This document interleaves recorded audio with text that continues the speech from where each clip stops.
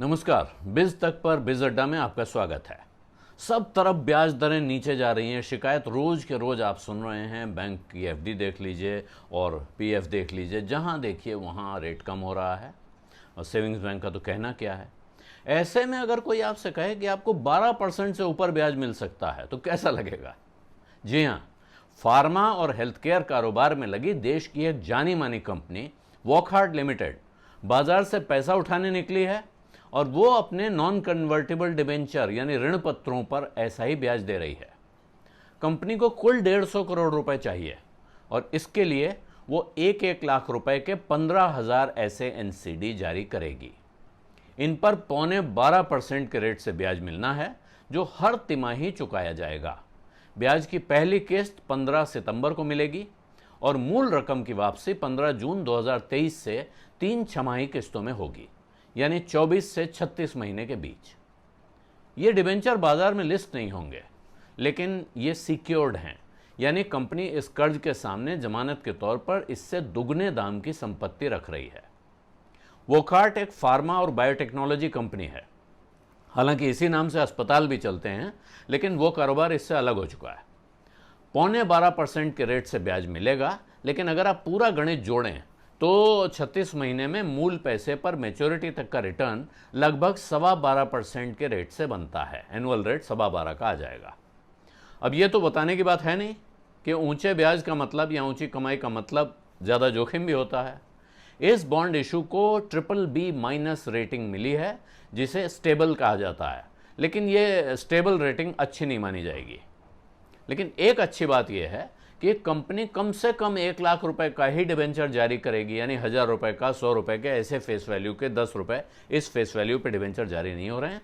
1 लाख रुपए की एक यूनिट है, यानी जो भी पैसा लगाएगा, एक तो कम लोग होंगे और जो भी पैसा लगाएगा वो सोच समझ कर पैसा लगाएगा।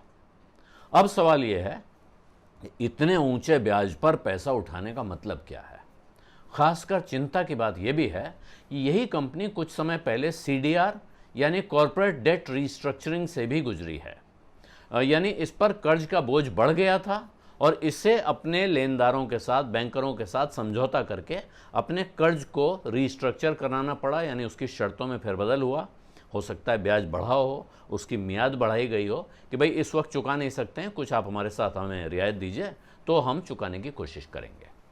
लेकिन इसका एक दूसरा पक्ष भी है। पिछले 1.5 साल में अगर कोई एक कारोबार है जो बेरोक टोक चल रहा है और बढ़ रहा है तो वो सिर्फ फार्मा और हेल्थ केयर का ही काम है। ऐसे में कंपनी को शायद लग रहा हो कि ज्यादा ब्याज पर कर्ज उठाकर भी वो अपना कारोबार तेजी से बढ़ाएगी और उसकी भरपाई तो कर लेगी, लोगों को पैसा चुकाने के बाद भी मुनाफा भी बना लेगी। और इसी उम्मीद के भरोसे शायद वोकहार्ट का शेयर भी तेजी दिखा रहा है।